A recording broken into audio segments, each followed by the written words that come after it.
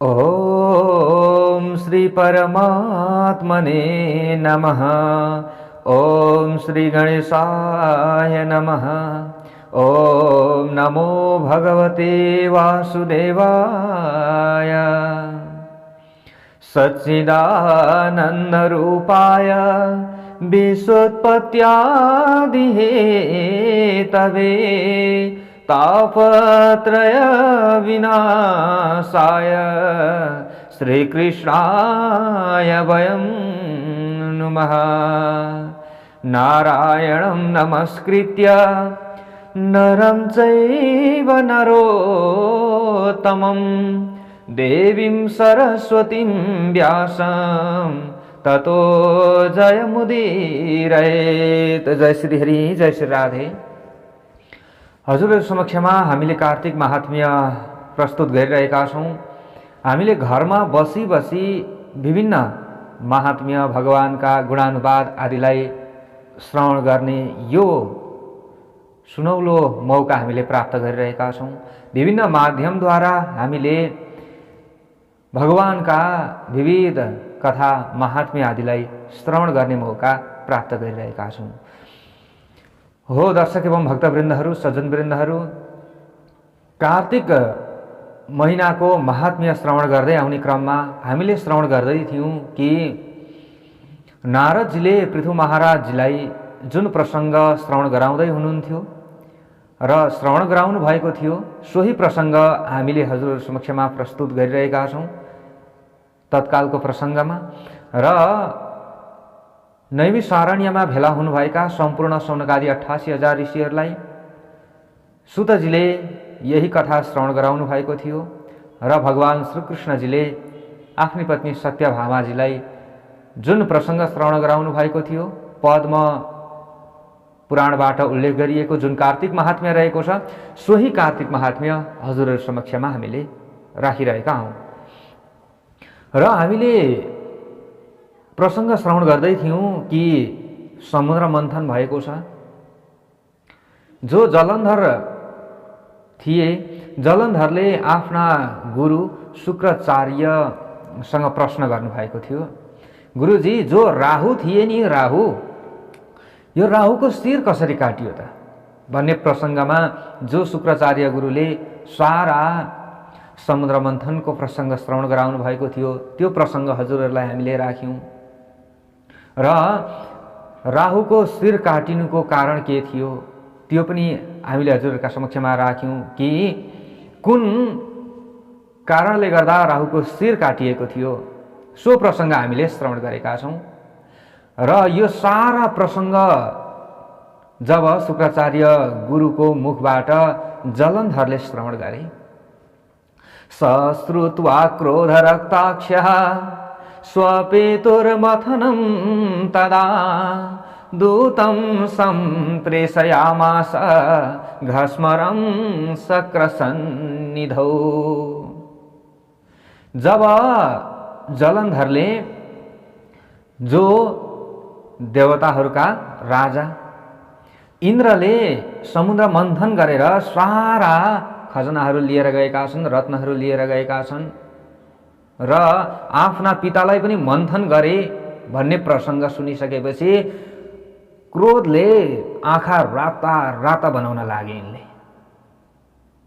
अब म प्रतिशोध लिन्छु। इन्द्रले एकलौटी सबै खजना लाने, अब म जसरी हुन्छ इन्द्रलाई पराजित गर्छु। यो प्रतिशोधको भावना उनमा जागो। दैत्यको स्वभाव नै यही हुन्छ कि कसैले सत्कर्म गरून् अथवा दुष्कर्म गरून्, जे गरे तापनि उनीहरूको खनी खोत्रो गर्ने। दुष्कर्मलाई सुधार गर्नका लागि त केही न केही सुधार गर्नका लागि प्रतिक्रिया हामीले दिन सक्छौं, तर सत्कर्म गर्दाखेरि पनि देखि नसहने यो दुष्टको स्वभाव नै हो, बानी नै हो। रावण पनि त ब्राह्मण कुलकै थिए, रावण पनि त पण्डित नै थिए हैन र? तर जो दुष्टता धूर्तताको समर्थन उनले गरे, अन्तिममा नाश हुनु पर्यो कि परेन? पर्यो। हो सज्जनवृन्दहरू, हामी नासुनुको कारणहरू धेरै हुन्छ, हामीमा गरिबी भित्रिनुको कारणहरू धेरै हुन्छ। सिर्फ कर्म गर्नाले मात्रै हामी धनी नबन्न सक्छौँ। पूर्वजन्ममा हामीले गरेको हरेक कर्महरू, पूर्वजन्ममा गरेका हरेक पापको सञ्चयहरू नकाटिन्जेलसम्म हामीले गरेको कर्म फलीभूत हुँदैन हो। त्यसैले त हामी भाग्य भनेर भन्ने गर्दछौँ। भाग्य 50% र कर्म पनि 50% चाहिन्छ। भाग्य र कर्म दुवै चाहिन्छ, दुवै बेगर त केही पनि हुन सक्दैन। त्यसैले यहाँनिर जो जलन्धर थिए, जलन्धरले अत्यन्त धूर्तता उनले अब देखाउन लागे, दुष्टतापन उनले देखाउन लागे। उनमा यो विचार आएको छ। हो सज्जनवृन्दहरू, हामीले यति कुरा बुझौँ कि हामी धर्म मार्गमा लाग्ने व्यक्ति हौँ। हामी धर्म मार्गमा लाग्ने व्यक्ति हौँ। हामीले सद चिताउनु पर्दछ, अरू अगाडि बढेको पनि हामीले देख्न सक्नु पर्दछ र जो अगाडि बढ्न सकिरहेका छैनन् उनीहरूलाई अगाडि बढाउने आफूले प्रयत्न गर्नुपर्दछ। यो नै महानता हो। जो खाल्डामा जीव परिरहेको छ, जो जनावर खाल्डामा परिरहेको छ, उसलाई उद्धार गर्न सक्नु नै सबैभन्दा ठुलो धर्म हो सज्जनवृन्दहरू। त्यसैले हामीले सत सोचेर अगाडि बढ्नुपर्दछ, सत चिन्तन गरेर अगाडि बढ्नुपर्दछ। हामी को हौँ, हामी कहाँबाट आयौँ, यो हाम्रो जीवन के हो, हाम्रो जीवनको लक्ष्य के हो, अर्थ के हो, परमार्थ के हो, यसलाई हामीले बुझ्नु पर्दछ। पहिलो नम्बरमा म को हुँ, सर्वप्रथम हामीले यसलाई बुझ्नु पर्दछ। जो जलन्धर थिए नि, जलन्धरले अब म को हुँ भन्ने कुरालाई पनि बिर्से। उनले म कहाँबाट आएको हुँ भन्ने कुरालाई पनि बिर्से। सिर्फ अब म इन्द्रसँग प्रतिशोध गर्छु, स्वर्गलाई म आफ्नो हातमा लिन्छु, अरूको साम्राज्यलाई म खोज्छु। एकदमै रिसले चुर भए र जो घस्मर थिए नि, घस्मरलाई बोलाएछन् दैत्य र गएर इन्द्र कहाँमा गएर यो समाचार सुनाऊ कि अब तिमीले सतर्क रहनु, कि स्वर्ग अब तिमीले हामीलाई जिम्मा लगाउनु पर्यो, होइन भने अरू विकल्पै छैन, यो बताइदेऊ भनेर यसरी पठाइसकेपछि अगाडि गएर घस्मरले यही कुरा बताए। स्वर्गमा गए, स्वर्गमा गएर इन्द्रलाई ललकारे। इन्द्रलाई ललकारे, हे इन्द्र, हाम्रा राजा जलन्धरले मलाई दूत बनाएर यहाँ पठाउनु भएको छ। अब तिमीले चाँडै जलन्धरको शरणमा पर्नुपर्छ। म जलन्धरद्वारा पठाइएको दूत हुँ। घस्मरले यसरी भने, हे देवेन्द्र, समुद्रका पुत्र, राक्षसहरूको स्वामी जलन्धर एकदमै महान शक्तिशाली छन् अहिले। त्यसैले अब जलन्धरको शरणमा परिहाल। तिमीले मन्दराचल द्वारा समुद्रको मन्थन गर्यौ, समुद्र मथ्यौ, मेरा पितालाई तिमीले मथ्यौ, अब तिमीले स्वर्गलोक छोड्नै पर्दछ भनेर यसरी सन्देश पठाएका छन् भनेर घस्मरले गएर इन्द्रलाई यो सन्देश सुनाइरहेका छन्।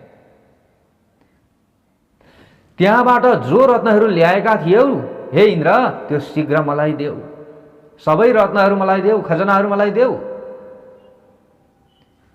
यसरी महाराजले, राजाले यो सन्देश पठाउनु भएको छ, हे इन्द्र, मेरो सन्देश तिमीले सुन्यौ भन्ने बित्तिकै इन्द्रले चकित भएर घस्मरलाई भन्न लागे, श्रेणु तमया पूर्वम मथितः सागरो यथा अद्रयो मद भयाद त्रस्ता स्वकुक्षिस्था कृतास्तथा।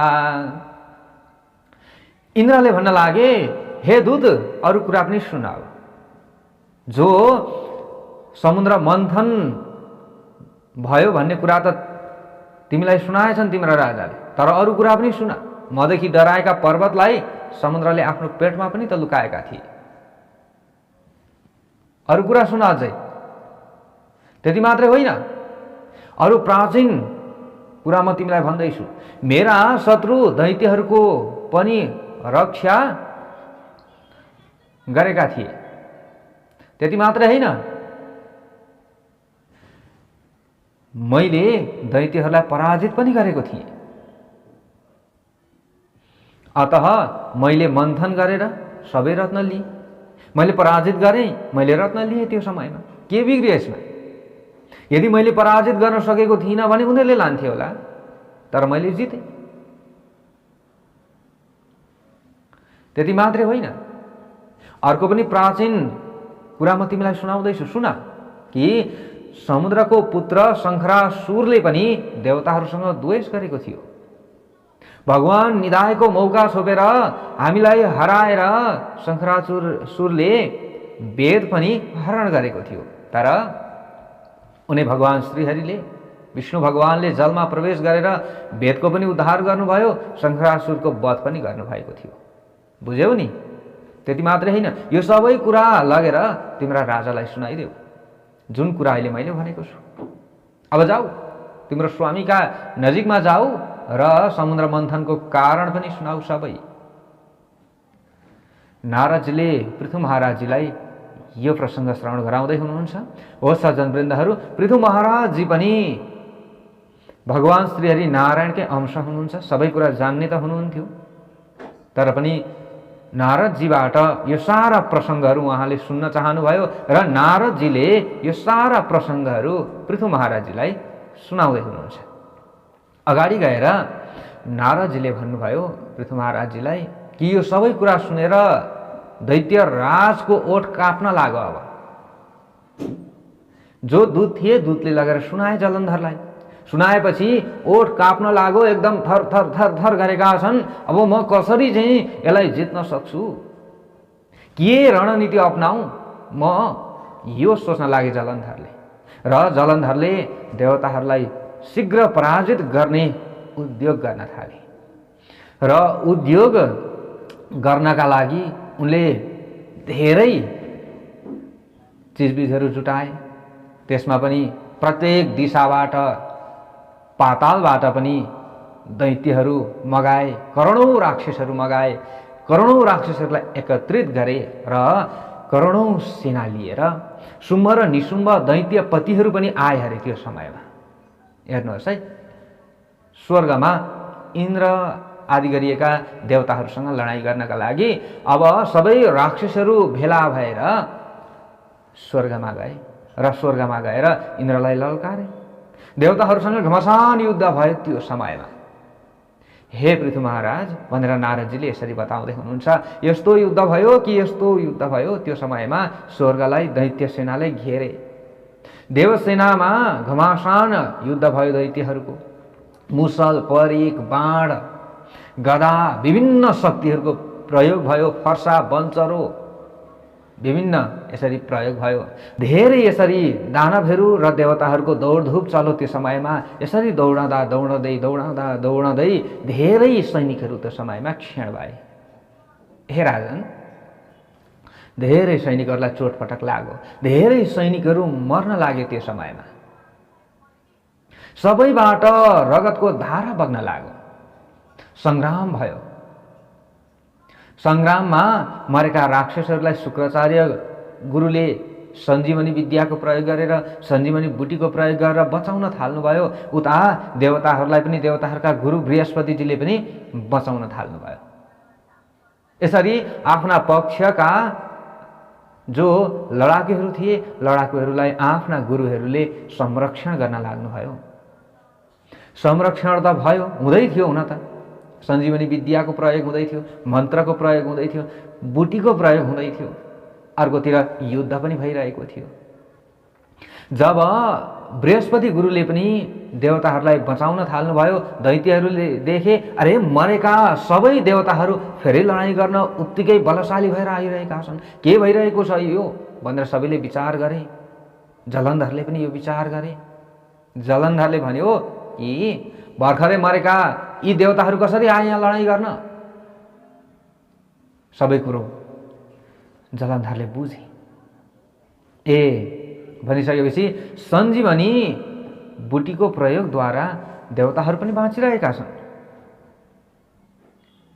शुक्राचार्य गुरुले यो सबै कुरा बताउनु भयो। देवताहरूका आचार्य बृहस्पतिले द्रोणाचलबाट दिव्य औषधहरू ल्याएर देवताहरूलाई बचाउँदैछन्। महाराज अब केही गर्नुहोस् भनेर कान फुक्नु भयो शुक्राचार्य गुरुले। अब कान फुकिसकेपछि नारदजीले अगाडि गएर भन्नुभयो, अत त्यस पछाडि जो जलन्धर थिए, जलन्धरले द्रोणाचल पर्वतको हरण गर्न लगाए। हरण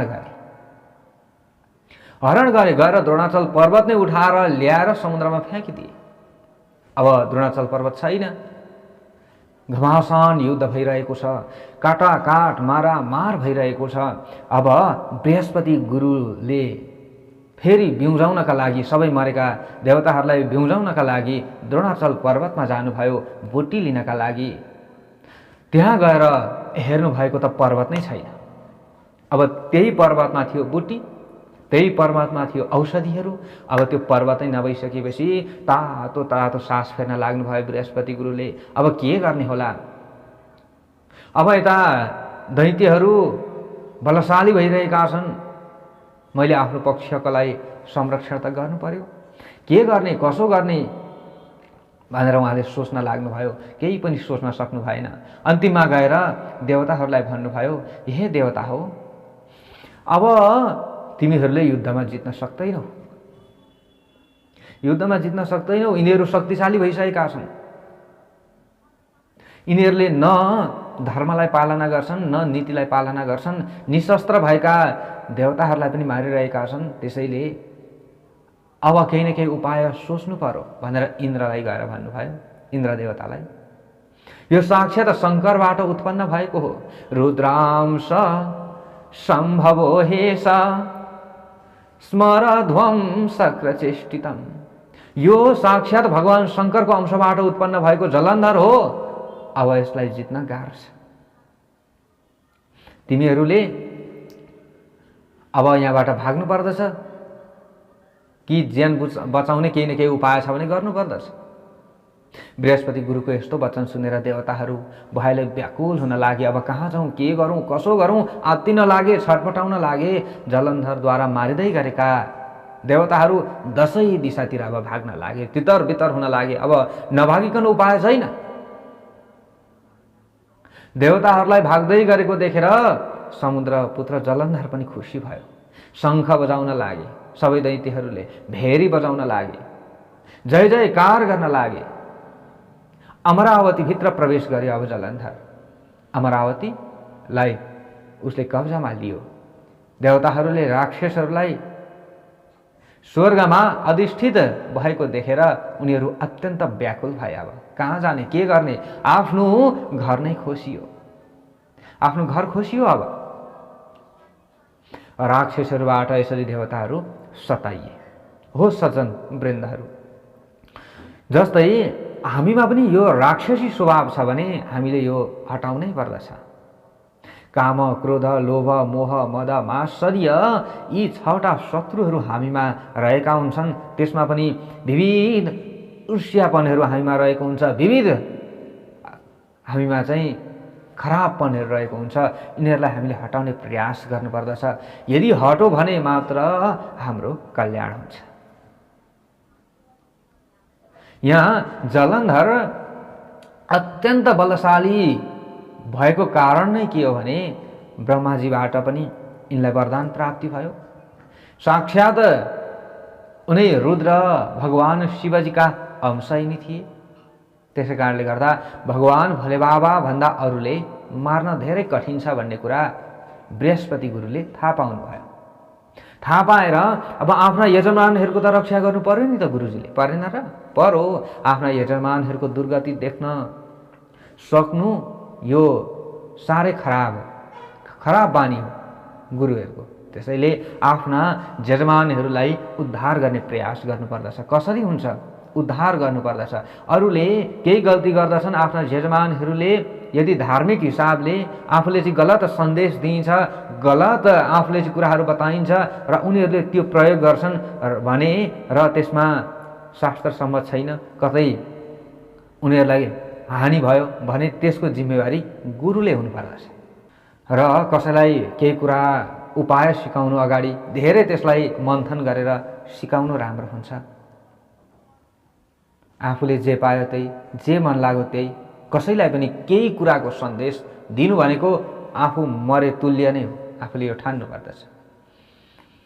त्यसैले यहाँनिर हामीले राक्षसीपन देखाउनु हुँदैन भन्ने कुराहरू हामीले जुन कार्तिक महात्म्य श्रवण गर्दैछौँ नि, यहाँबाट हामीले कार्तिक महात्म्य मात्रै श्रवण गर्दैछैनौँ। हिजो श्रीमद् भागवतमा भएको महत्त्वपूर्ण जुन समुद्र मन्थन थियो यो हामीले श्रवण गऱ्यौँ। श्रीमद् भागवत भनेको त साक्षात् भगवान् श्रीकृष्णको स्वरूप। हामीले यो बुझ्नु पर्दछ। हिजो हामीले त्यहाँको प्रसङ्ग श्रवण गऱ्यौँ, समुद्र मन्थन आदिको विविध प्रसङ्गहरू हामीले श्रवण गरेका छौँ। र यहाँनिर जुन प्रसङ्ग जोडिएर आउँछ त्यो जोडिएको प्रसङ्ग जहाँ जुन भागवतको भए पनि, देवी महापुराणको भए पनि, अथवा जहाँ श्रीमद् भागवत महापुराणको भए पनि, अथवा जुनै शिव पुराणको भए पनि, जहाँको भए पनि हामीले प्रसङ्ग जोडेर हजुरहरूलाई श्रवण गराउँछौँ। त्यसैले यहाँ कार्तिक महात्म्य मात्रै हजुरहरू श्रवण गर्दै हुनुहुन्न, यहाँ त विविध पुराणहरू 18 पुराणभित्रका विविध प्रसङ्गहरू श्रवण गर्दै हुनुहुन्छ। हो, हामीले यो सौभाग्य प्राप्त गरेका छौँ।